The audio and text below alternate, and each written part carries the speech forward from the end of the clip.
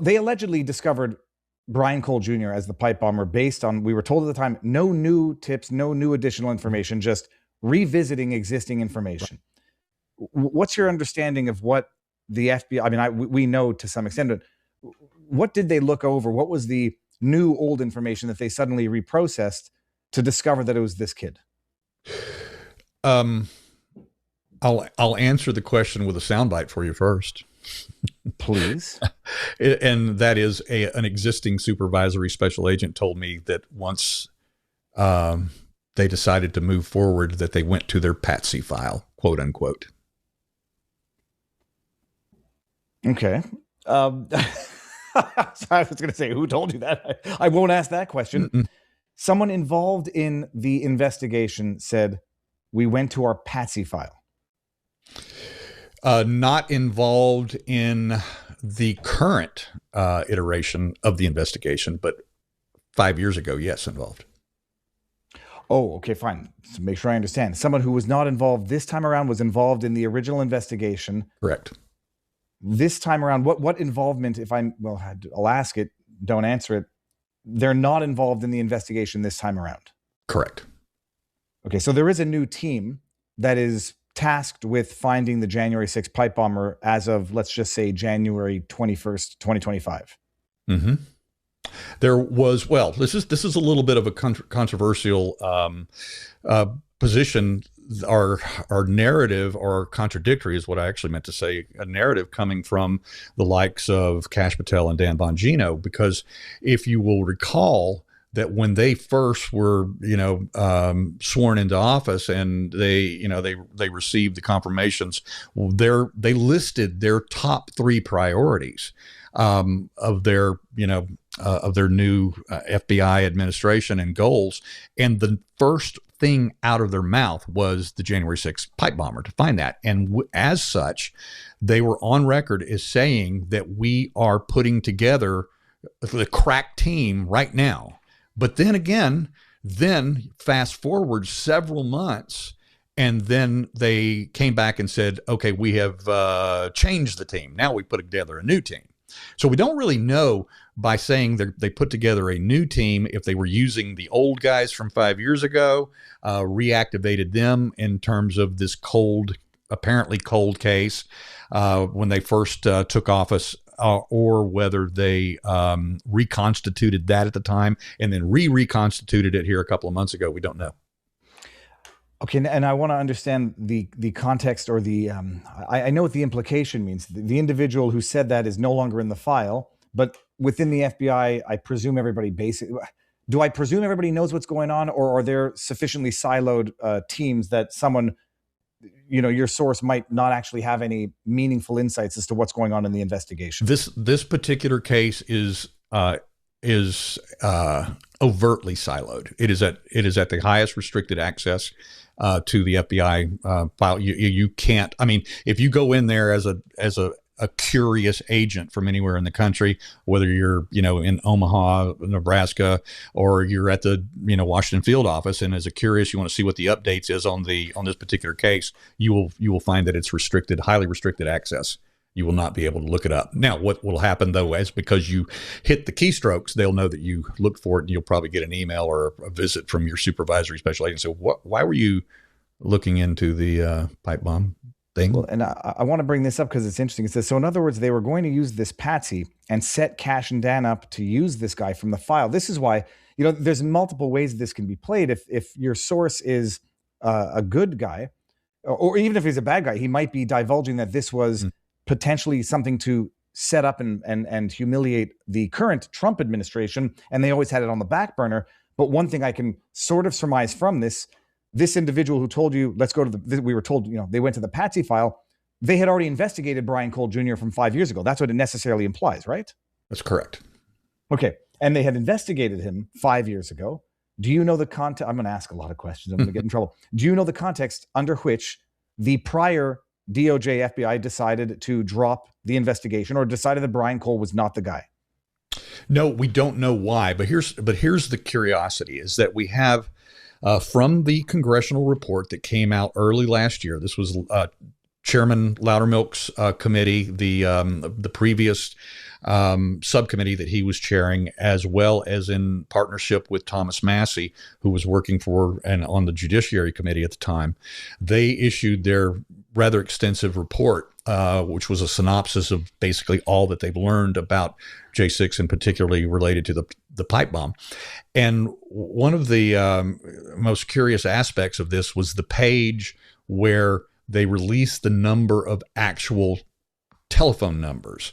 I think it's either 183 or 186 total phone numbers were identified that pinged on the towers in that several block range between the RNC, DNC during that timeline. So this was a very, very, very small number of phones that pinged at that time. Now you think, well, how can it be so small? And the Capitol, well, it was COVID lockdown time. There's not a lot of people on the street at 7:30, 8:30 at night. And so it was a very relatively small number of cell phone pings, which would not have taken very long at all for those cell phones to be investigated. And then we also learned on that same page from the report that there were 51 of those numbers that were not investigated because they belonged to law enforcement. That was I was just taking a note to make sure I asked you that question. So my understanding is all law enforcement, this is Capitol Police. I don't know who else would be included in law enforcement. Certainly, Metropolitan Police, DC Metro Police cross over, and they use the same streets that the Capitol Police use. So and then we're not talking FBI, DOJ. We're talking Capitol Police. Park Police could be, and it very well could be because they do operate is that there are 3-letter agencies that do have people that they have their roles to play. Cool. And it's DC, and it would be so bottom line, of the, let's just say 180, give or take, 50 some odd were law enforcement that were not investigated, period. Correct. Okay. And we don't know which law enforcement those 51 belong to respectively. We just know that 51 numbers, they said we didn't investigate them because they were law enforcement, presumptively innocent. They couldn't possibly have had anything to do with this. And so of the 180, we excluded 150. Of the remaining 130, we investigated all of them. And at the time, they had caught up Brian Cole Jr., who was one of them, and they looked into it and they dropped it. That's the way it looks now, because they did tell us that there was no new investigative information that they learned, that they basically, with this new team that was put together by Cash and Dan, that they were able to go back and review the old investigative files. And that as a result of that, somebody went, aha, we found our guy. I don't know how we missed him 5 years ago, but we found our guy. Okay. I mean, it's astonishing that there were 51 numbers not investigated. And you don't even know, obviously, what those numbers were or who they belong to or which law enforcement they belong to. So you can't even overlap it with other known facts or other hypotheses. Well, certainly the largest number of that 51 would have been Capitol Police, because this was inside of their jurisdictional footprint. Did anybody ask? I mean, I don't know if Massey or Loudermilk asked why they did not investigate or follow up on any one of those 51 numbers or who they were numbers of? Yeah, all we know is that was the stated response from the FBI in the congressional investigation is that those 51 numbers were dismissed because these were numbers that were assigned to law enforcement personnel. That's all we know. And we don't know what the extent of the file or the investigation into Brian Cole was at the time, but we can surmise based on what they said that they had all these pings on his cell. And that we don't know whether or not they had already delved into his purchasing history. So they get the pings. They've narrowed it down to 130. They go back and look, and whether or not it could have been any one of the other 130.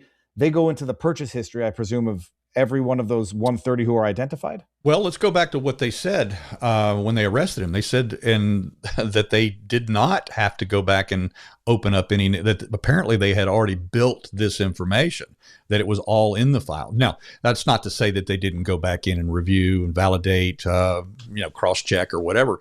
But apparently the lion's share of this information that they had on Brian Cole Jr. had already been was already in the files.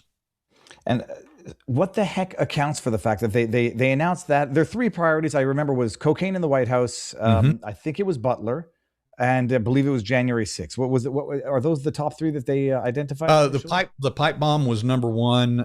Cocaine in the White House, I think, was number two. The third one, when I reviewed it a couple of days ago, caught me off guard because I reviewed it because of the story we're putting together, and now at this moment I can't remember what it was. But when you remember, let me know. It couldn't have been Epstein, but no. Okay, so I'm curious about this Patsy file. So it means that they have this file. They say either Patsy can have one of two meanings. It could mean the dude is simply innocent but couldn't be framed, or was a useful idiot. And I'm maybe shouldn't use that term because mental ability. He's a useful tool that they could then later on use, like maybe like the basement dwellers in the Gretchen Whitmer fednapping plot. You don't know specifically which way this leans. The problem that that the intelligence community has with this story and what we've been working on is what it will, in fact, eventually reveal. And that is some of their methods. And their methods are, and this has been going on this is not new. This has been happening for maybe since maybe back to the early days of Joshua and the Jericho March. It could go back that far because he had spies were sent into the city even back then. But one of the things that our intelligence community does, and not just our community, but they do it all over the world, is that when they go into foreign territories, and unfortunately even domestically, is that they groom disaffected young men primarily to either at some point activate them as weapons, tools, patsies, whatever that they need them for, and whatever is useful at the time. And the most terrifying aspect of this story as it relates to January 6th is that, as everyone has said, and by the way, I'm quoting Dan Bongino right now. Dan Bongino said that when the truth about this is revealed, it will be the biggest scandal in U.S. history. He said that. He was still a radio jock at the time, and I mean a podcast jock. He was still doing that. But that's what he said. When the truth is revealed, it will be the biggest scandal in U.S. history. Now, why would he place that at the top of the pinnacle, the Mount Everest of U.S. scandals? It's because it's going to reveal for the first time how a multi-agency conspiracy can be pulled off. Now, conspiracies don't typically work, and the conspiracy theories are easily dismantled because it takes too many people to keep a secret. But you can silo need to know only aspects and jobs within a conspiracy. So that's all you know is what your part was, what your role was. And in this particular situation, we're looking at the Capitol Police as the actual tools that were used in this conspiracy. And then apparently we're going to find out that a couple of other three-letter agencies were also involved. And that's why they needed to go to the Patsy file.